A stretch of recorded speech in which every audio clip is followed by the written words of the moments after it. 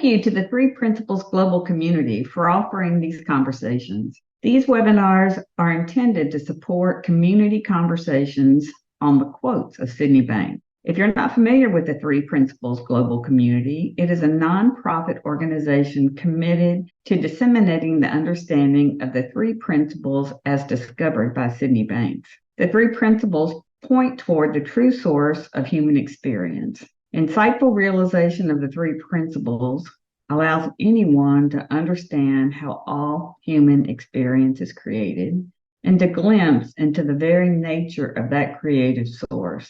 These insights uncover our natural resilience, innate feelings of well-being, and our natural connection and access to a universal wisdom found within everyone. The website is 3pgc.org.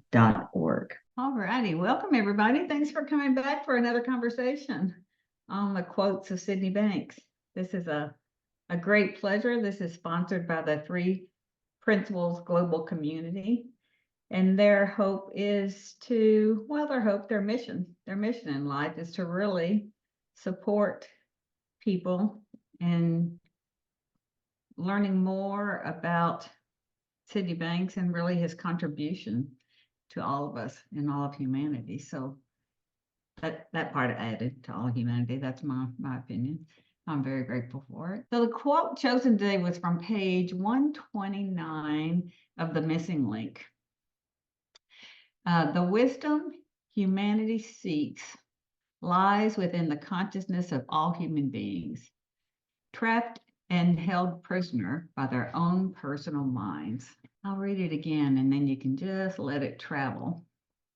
And then we can just open the discussion to whatever you'd like to share about what you're seeing on this quote. The wisdom humanity seeks lies within the consciousness of all human beings, trapped and held prisoner by their own personal minds. I mean, I always find this serendipitously interesting in the sense that I was kind of reflecting on this on my morning walk this morning about, the whole idea of the innate wisdom or the innate being, the innate health, like whatever our default is. And, the quote kind of reminds me of how my personal thinking tends to be a gatekeeper to that, to the access of that.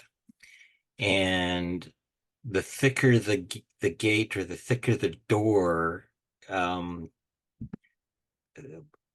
it harder to open. And I'm playing with a metaphor that isn't quite thought out yet, but in this, like there's a struggle, like the illusion of this gate is the only barrier for me not accessing what's been there all the time. And what is there now? Yeah, I heard that as a statement, not as a question. Is that correct? No. I mean, that I was saying it's kind of in the same, in that I see it in that same way of like, I think to really, really put that this intelligence is always, I mean, it's us. I mean, it's always not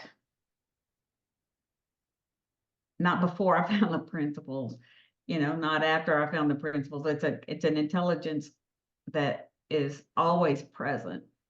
And I think we look to I don't know about you guys, but I get so seduced by my personal thinking that I'm blinded to wisdom. Doesn't mean it's not there. It's just I just get so seduced by the way the picture's getting painted in my mind, and whether it's, it only got painted that way once or for decades, and then generations before that, for the lineage I kind of fell into. In my vehicle, it can self-park itself. Like I can drive up, I could tell it to look for a parking spot in, like, as I'm driving up a place, and it'll say, there's one on your right, and I press a button and it will park itself. Your car, I mean, your real car, not this my real car, car, right? Now, I've been trained to do this myself, right? like like I know the mechanics around, like my dad taught me, you move this so far up here and then all this kind of stuff, right?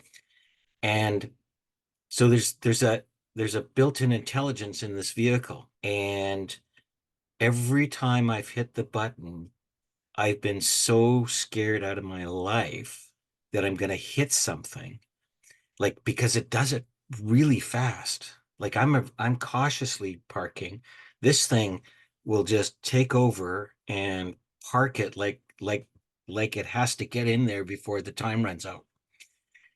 And but the built-in intelligence will, it's like it turns the wheel really, really fast, and it goes in and it stops and does everything that I would normally do, only faster and more accurate. But the first time me and my wife were sitting in the car, and we thought, okay, we got to test this thing. I mean, we bought this thing, we got to test it. And of course, the parking lot's packed. There's people coming in looking for other parking spots, right? So, like, we couldn't have picked a better time. And so we pressed the button, but we could just feel our anxiety creep in, like the fear creep in. But what's interesting, what I find is that we can override it anytime we want it. And just by hitting the brake, it kills the system, and now it's up to you.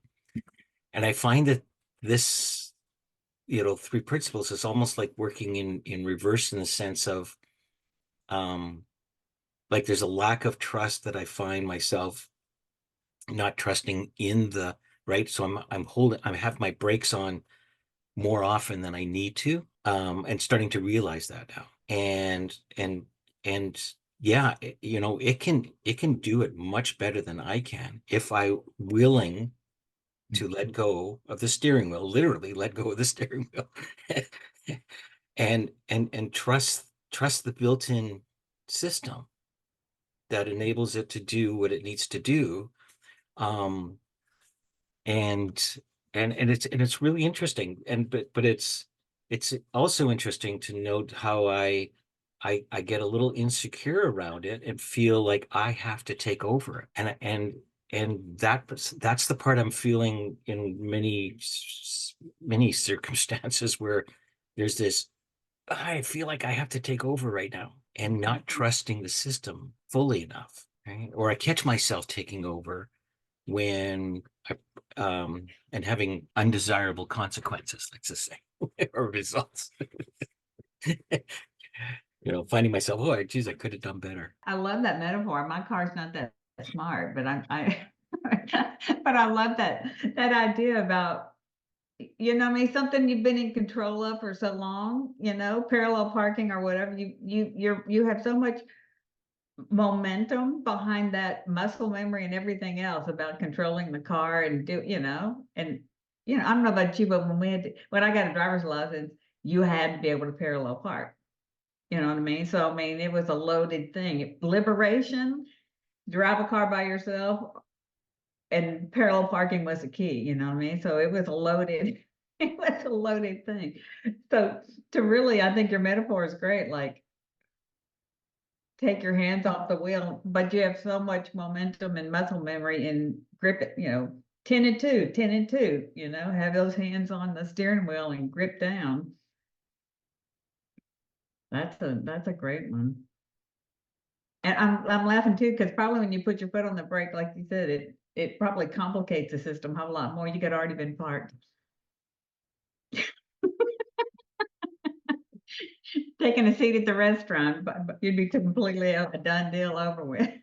I should have videotaped it, because there was one time I had a group of people in the car, and I says, you got to watch this. I says, you got to watch this parking thing. And we were screaming as if it was a thrill ride from Disneyland. So, I'm laughing. A very expensive thrill ride. You don't want any dents. no, no. Oh, I love that. I love that. That really, yeah, that sets it up as a great metaphor. It really does. Well, it feels so unnatural to let go of something that you've had control, or at least you thought you had control over, for such a long period of time, like you said, um, yeah, it is uncomfortable, but then you kind of get a feel for it and it still hasn't become routine, by the way, but it, but I'm feeling a little bit more, I have a little bit more courage and confidence in it as I keep testing it out. What came to mind was trusting the override of my system with the system. And of course, the system being in all capitals, but trusting the override of my system with the system. And thinking of my system, it's intellect creating thoughts. The system is wisdom creating insights. Yeah, absolutely. Absolutely. A quick question. If the system is so wise and you pull up to a space that's smaller than your vehicle, will it deactivate itself or will it crash its way into that space? It actually measures the space if it's adequate enough. It has enough intelligence to to avoid any spots that are not big enough. It's like I said, it's you know, um, like it even self drives. Like I'm used to cruise control, but I'm not used to a vehicle that will stay in the middle of the lane and follow the curve of the traffic, like the lane or whatever. Um, and keep its distance from vehicles and all that other kind of stuff. Like I'm amazed at what technology has brought forward, and I'm just as much amazed as when I drop into the pool of wisdom, how in a real time situation it just happens. What I find different is I have to manually put myself in with the technology of the vehicle, but I don't have to do that from a humanistic or experience. It's usually after the fact that I realize, oh, I guess that was wisdom or whatever. Yeah, I want to stay with wisdom, but what's the make and model of your car? It's really just it's a Ford Escape, the titanium. Okay. Yeah. Okay. But what you just said, our wisdom is beyond AI. Oh, So I'm going to stay with that. absolutely. Like even even how they came up with the label AI being artificial, you know, and it's only as good as what currently is considered an intellect or knowledge. Like there's nothing new in artificial intelligence. And the mechanics of parking the vehicle are well known. Like that's how I was taught. I was taught, so it's just taken the same logarithm and applied it into a computer and uses senses instead of my eyesight, all this, so it's totally artificial. But what's interesting is that we still have that free will to override it. When you really look at artificial intelligence, to me, that would be a synonym for personal mind. You know, we give it a whole lot of credit, the intellect, as it can only offer what it's been loaded with, to your point, and wisdom is fresh in the moment there to provide that which has not been loaded into the system. The other thing in the quote from the missing link, the key word to me is within, that, we think the wisdom is outside beyond and we've somehow got to let it in. Well, it's there. We just need to awaken to it. It's just lying dormant. The connection is always there. We are the missing link because we're so caught up in our own AI that we want to figure it out, prove it, rather than allow it. Yeah, or to trust it, to the use of that word that came up earlier, like the seduction of personal thinking. You know, it's so I think it's like we can get so hooked, you know, like it so hooked in the right and wrongness, the good or badness, you know, those kind of compelling emotions that get funded from the intellect that we're we just it just takes the wheel. For me, is what I get out of the quote is, I remember when I was innocently, obviously still sometimes happens, but you just don't stay there as long. Innocently, when I will look at life from whichever lens it was, pain, hurt, or anything, and then I can't even see anything. Even if I want to have a better feeling, I can't hear it, I can't see it, no matter what, because the lens is just so focused. And this weekend, because I'm part of a project due to my lived experience and sharing the three principles, basically. And I was, for the first time, sharing, I don't really like saying my story, but basically part of my life, but from a completely different perspective. And it was just so different than when I used to talk about it. The heaviness is gone. Everything is just gone. It's just very different. It's still the same story, but it's just very different when it's just shared from a different perspective to give hope instead of dwelling on the pain and everything they experience. And it was very interesting because afterwards women will come, and obviously some are very inspired and hopeful and then want to hear more about the principles. And then one lady, and it was just like a mirror, she will, and I will obviously listen politely and everything, but for quite a long time, she would go on how she could, because certain things happened to her, and she could not even hear me at all. It was just boom, boom, boom.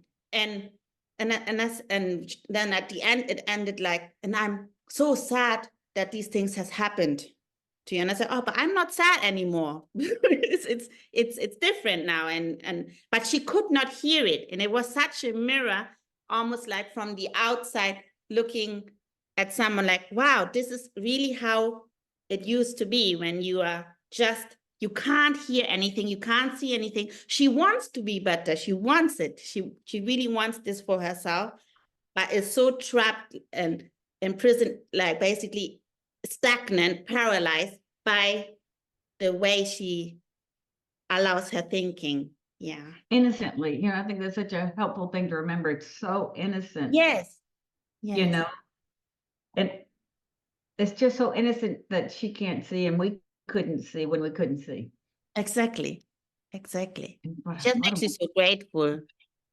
It makes you really, really grateful. And it also made me see, like, there's actually a time when you're ready to hear it, I almost feel like. Because I'm sure maybe if it would have been shared with me at a different time, I would have not listened or I would have not heard it. So it also helped me to understand, because obviously part of me wants everyone to know this. But at the same time, it took away this feeling of responsibility that I have. You have to kind of get it, because I can't do that anyway. I can only try to guide you, but it has to land when you're ready to hear it and then see it for yourself. So that was also kind of an experience, which was nice, because everyone has their free will, and it has to be in the time when you can hear it. So that was also kind of a reminder for me. And I think too, it kind of points back to that. I don't know that the possibility of hearing something, I don't know this is true, but the possibility of hearing something appears to me there's a greater possibility when somebody relaxes a bit, Mm-hmm. you know, that even if they're just being listened to, something about them relaxes. But I mean, there's no magic pill and no guaranteed formula, but the opposite of bearing down on the story or just being listened to in the story, there's feels like there's a little more possibility that a different experience could happen, a different feeling of something, a different reality, really, of the possibility of when you look back and how you could see so much of you in her, and that place about just kind of sharing how your wisdom, how do you sit where you sit today? You know what I mean? Being able to see something like that in your rearview mirror, just how does that seem possible for all of us that get locked up in those stories? For you, how did it show up? Could you ask the question again? Sorry. You bet. I'm just kind of thinking, it's like, what do you see now that you did about the principles that you think helped unlock or drop that wall between you and living inside the walls of your own story and having a different experience of sharing the facts about your life? But now there's something that has been sounds like it's been so helpful to you to see something larger than your personal thinking on the facts of your life. Yeah. So, Supports you and living in a different experience, just living in a different reality, truly. I think it's the personal insights that I had since I came across the understanding. And then Mhm. also it's almost like, obviously the biggest knowledge now is knowing that I am not broken, that I am not damaged, Mhm. which I was told by traditional therapy a lot, that I will never be okay. So that was a big breakthrough. Then also the way it was obviously shared with me, it was shared very different. It was shared on almost on an equal playing field, not someone talking down on me like I'm the problem. And just, I really realized, my first insight was, I really realized how I kept myself trapped in the past. And that's what stopped me from moving on with my life or doing anything really. And that was nice in a kind way to take responsibility for that. And then also, I believe there's something called a healthy pride. So I actually have a healthy pride now, where I actually say to myself, you can't break me, no matter what. I don't want to go into content to happen there, so and so done, whatever it is.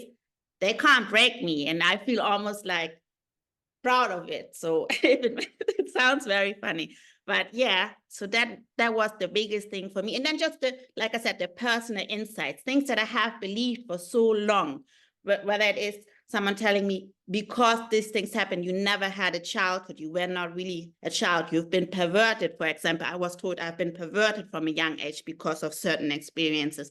And I used to believe that.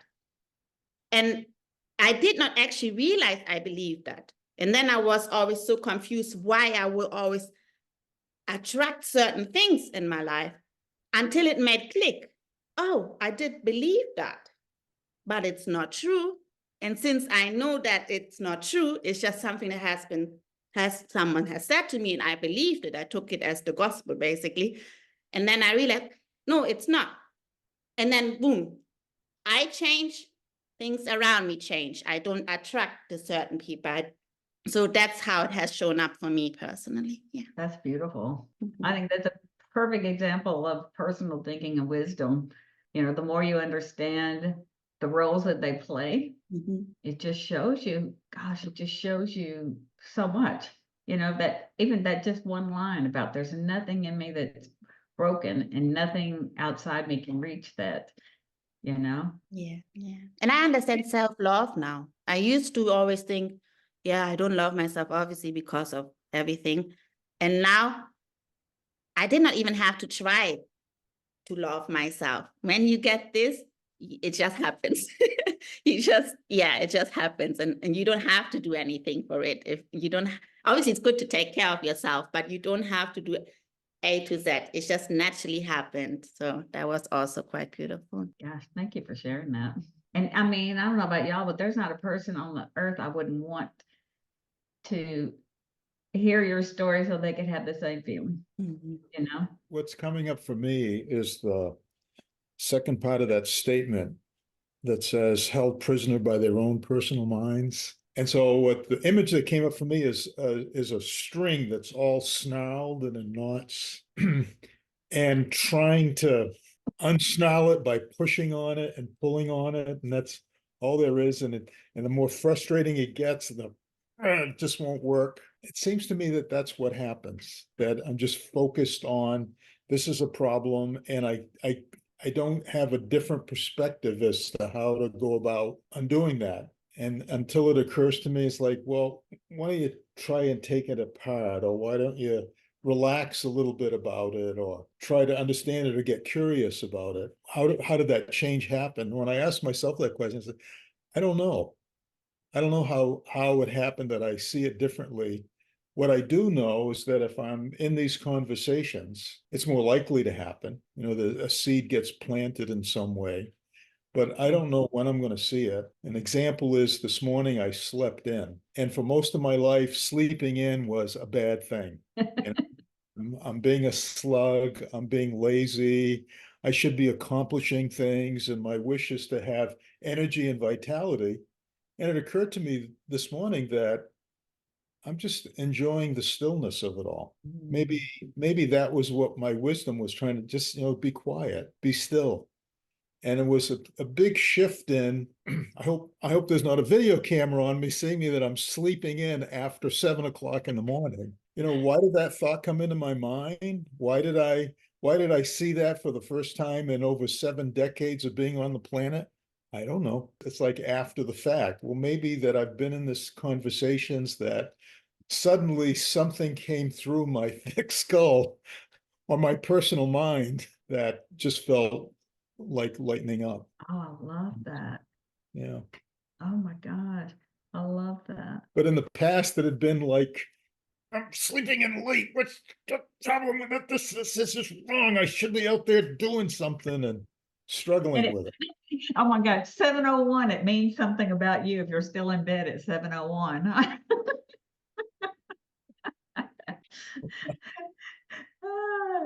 I like to me, it's like, yeah, I love that. It's like all of a sudden it means something about me. It's like that helps me see my personal thinking. It's like, oh, if it means something about me, it's all mine, it's it's all my personal thinking on that. Yeah. I love that. That's great. Let's sleep in. Do more of that. Or I can even turn the principles into the knot because I've got to read more. I got to do more. If I just read the next page of the missing link, something will occur to me. So in my analogy, which doesn't seem to be fitting just right, but it's like I gotta read one more thing I gotta do something so I can get that insight. Yeah, as if you see, that's why I think our personal thinking is so clever to think, it takes the credit for insight, Yeah. that Yeah. intellect takes credit for feed me and I'll show you something. And we fall for it every time. Or a lot of the time, it's like, yeah. I heard this expression in a 12-step meeting decades ago, but it talked about essentially the personal mind being cunning and baffling, Oh, yeah. Oh, yeah. and yet not to make it the enemy. No, because it's always on the scene. Yeah. Because when you said the knot, and it's like pulling and pulling and pulling, it's like reworking. How many ways can we rework the same thought? Let me pull it. It's like, wait, I'm still using the same thought concept, whatever the problem is. I'm still just pulling on the thought, trying to turn it into something different. It's still going to be the original thought, but just yanked around, overworked.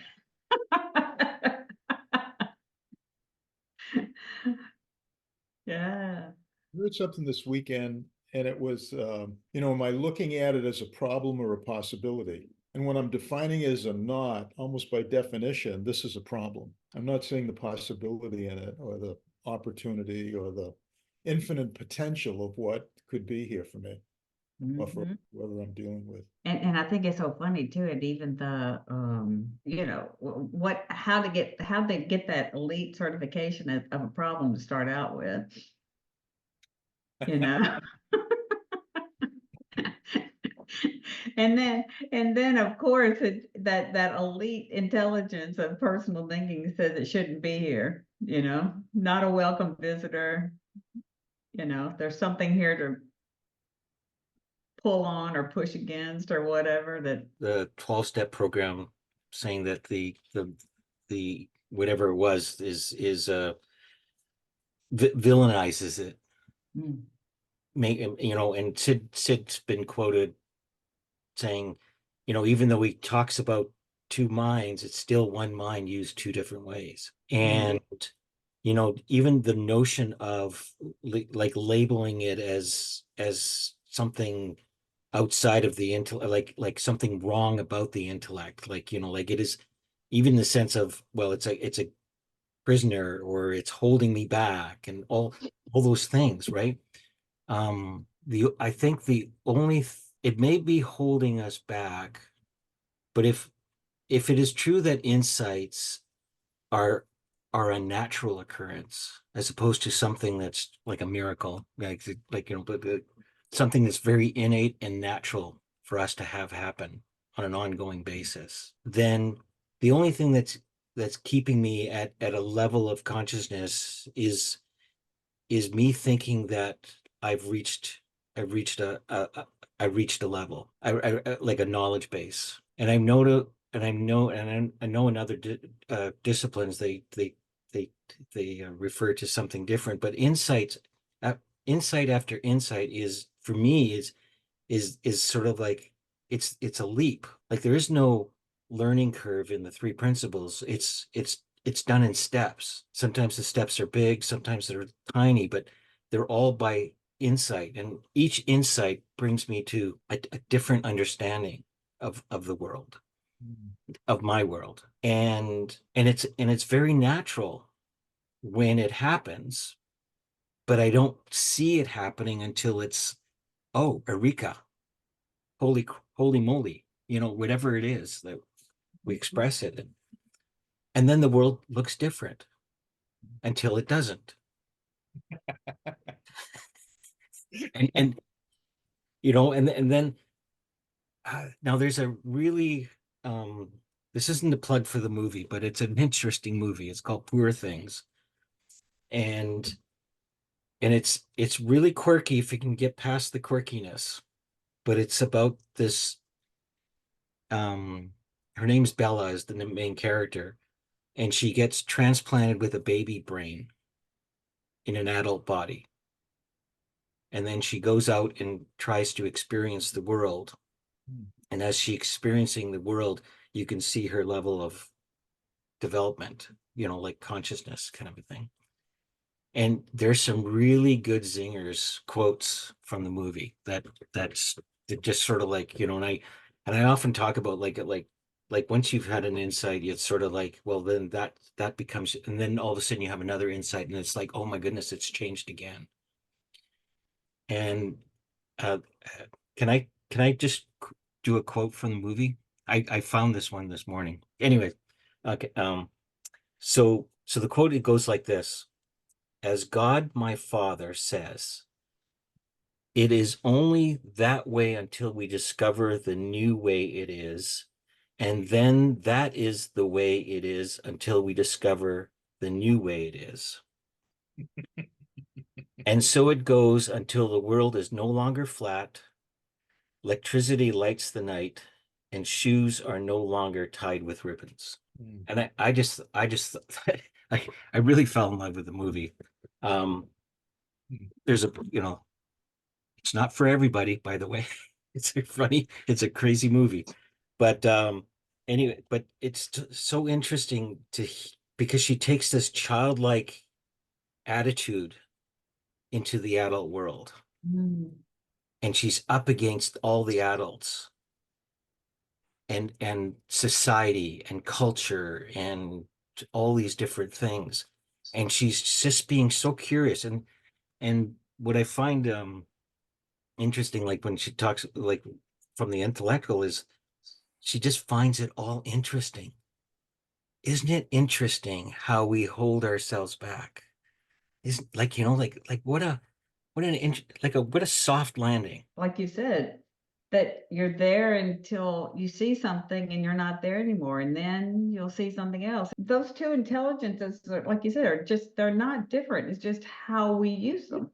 The highest of intelligence is not separate from us. It's not out there. Like that suggestion of separation, like there's something out there, and if I'm good enough, it'll visit me. It's like that intelligence is us. And amongst all this conditioned thinking and all of this taught way of life or assumed way of life, it's like, gosh, there's a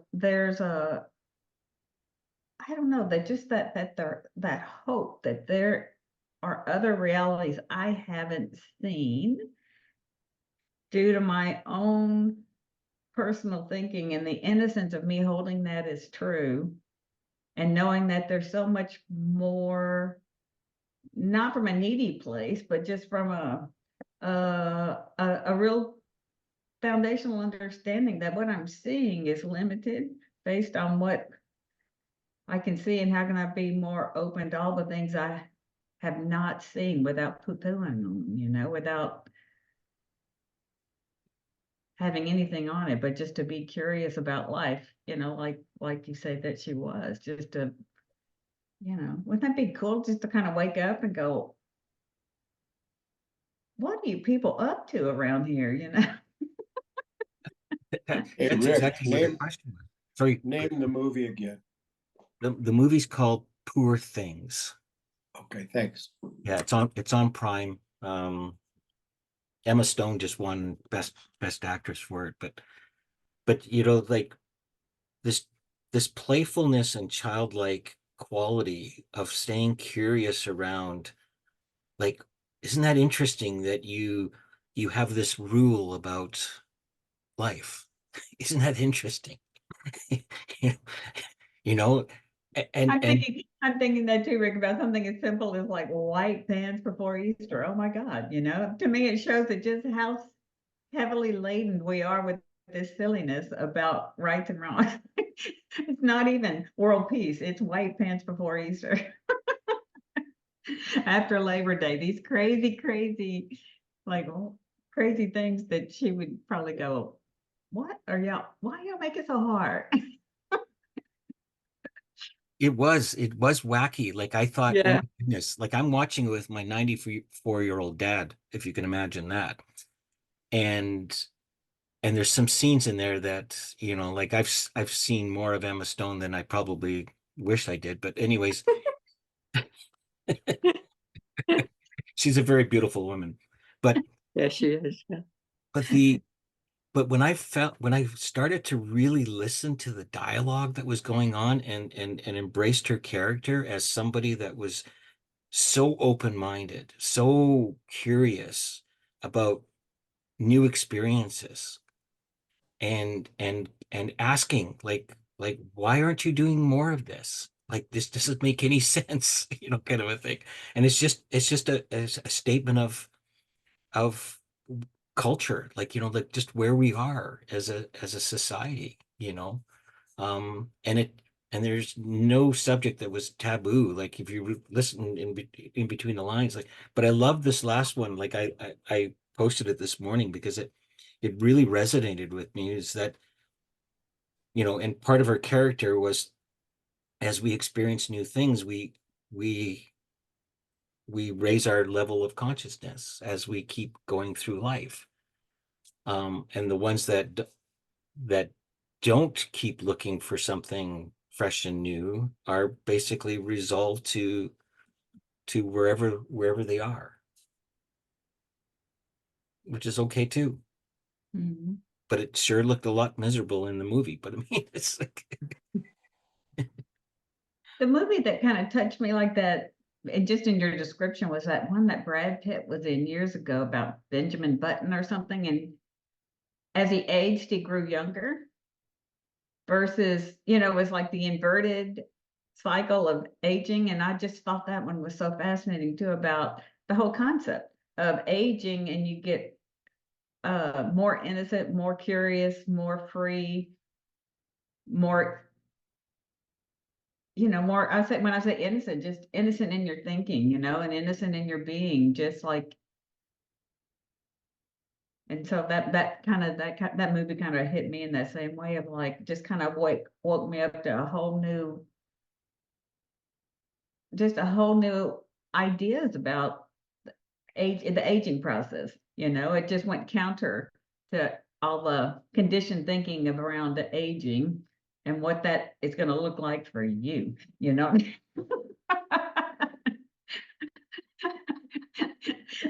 That's where my mind took it. But then with that Benjamin Button movie, it just kind of helped wake me up to that which was not true, universally true, to go back to wisdom, and that which was culturally personal thought carried forward about on the topic of aging. And you could live inside that paradigm or that reality of the collective and conditioned mind about aging, or look in Benjamin Button's way. It's like, what if it isn't? Back to curiosity. I don't know, sometimes when I speak to my mentor, he would say things like, oh, now I'm learning from you. And that's what I see. You really are, if you open and you don't think you know it all, you can be the teacher or you're the student. It goes back and forth and back and forth. It's not so much so just because someone knows this 15 years. Yes, obviously you have a lot of insight, a lot of wisdom, but there's still always so much humility to also learn something new. He always says someone can time jump and all of a sudden they know so much more than you. So that's what I get. And that, I think, when you think like this, it keeps us also humble, and then you're always open for something new to hear again. So yeah, that's what I got from it. Mm-hmm. Yeah, that kind of curiosity to what I don't know. That's beautiful. And also one other thing is, what is so beautiful now when you know this, you're not scared of your habitual thinking anymore. Whereas before, once it comes, because obviously it does come, or you have something that, I don't know how we call it, triggers you or memory, then it used to be, whoa, that's it for weeks or something, I'm stuck. Now it is like, wake up, you can go back home, if it makes sense, which is really, really nice. Yeah, that is also very nice. Thinking even when you're miserable in that dip of whatever you want to call it, but even when you're in that kind of miserable place, you forget it was 2 weeks, and then something goes, remember this used to take months or weeks, or who knows? People have lived in those places for years, and then just, I think the peace it brings of knowing it's not permanent. Yeah. Knowing I hate it, I don't want it 1 minute, and I don't want it 2 weeks, but I know it's not permanent. I think that piece of it is so helpful. Yeah. Yeah. So you're not so hard on yourself. You just allow yourself to feel it, but you know it's going to pass, and then it's okay again. Yeah. Mm-hmm. But as before, I will fight it. No, you should. This is wrong. Why are you feeling this way? Yeah. Reminded me, because the huge change for me that was totally unexpected after I learned about the 3 principles. I came to it looking for help with depression and anxiety that I'd had for years and years. But what I'd also had for years and years was ME, chronic fatigue syndrome, all of those types of labels, which I always felt I was either in relapse or remission. And I had been told, you have this for life. And it was as the months went on of learning more deeply about the principles, my understanding, developing, having some insights, I just started to realize that I was actually feeling so much better in terms of energy and zest for life. And I didn't believe anymore that this thing that I had that leaves me fatigued and in pain was a permanent thing. And I never even described myself as someone with chronic fatigue syndrome anymore, and I had done for probably approaching 20 years. Wow.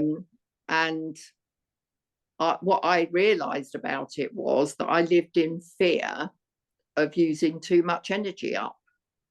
And because I used to tire really, really quickly at times, you know, whether that was doing something fun or something difficult, it could come on really quickly that suddenly I was exhausted and then I needed to lie down and I needed to sleep, but which meant that the next time I wanted or needed to do something, the fear thoughts were there. Oh, what's this going to mean? You know, how long can I keep on doing this before I become exhausted again? And I just grew in confidence. And there are still times I feel quite fatigued at the moment and headachy. And that's partly because there's a lot of stress going on in my life at the moment. But I don't think, oh no, I've relapsed. How long is it going to be? I just think, look after yourself, and in no time you're going to feel, you know, good again. And so that brings in that bit about acceptance that someone mentioned earlier as well. You know, just kind of looking at that, I can see why sitting in those very negative thoughts about me and the fear about my health and everything, I can see why. I do understand a bit about the way that would have triggered certain chemicals in my body that would have made me feel even worse. But yeah, so all of that came about that thinking again, a reminder about how grateful I am that I was introduced to this, and what a huge, huge difference it's made to my life in loads of different ways. But that is a very particular one. That's so life-changing. I mean, Yeah. that's life-changing when you just see the role of thinking in your, I mean, really what you're saying in your experience of how you can experience life. And the depression and the anxiety are all way better as well. So what I came here first seeking, I found, but I found so many other things as well. Mm-hmm. Mm-hmm. Gosh, that really moves something inside me about just, again,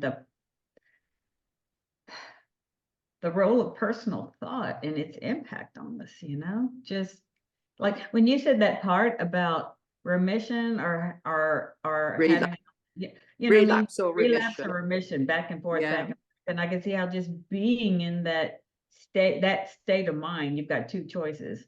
Yeah. Here's your experience of life. You're either remission or relapse, and what that would do to your psyche. Your whole psyche is affected by it.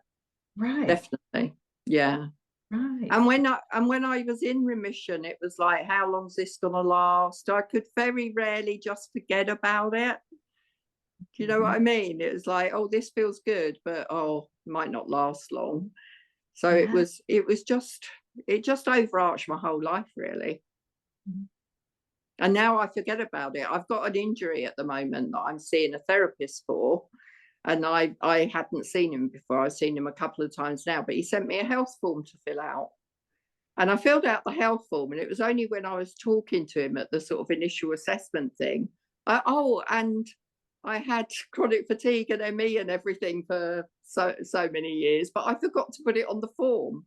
That's Wow. how much it is away from my day-to-day thinking now.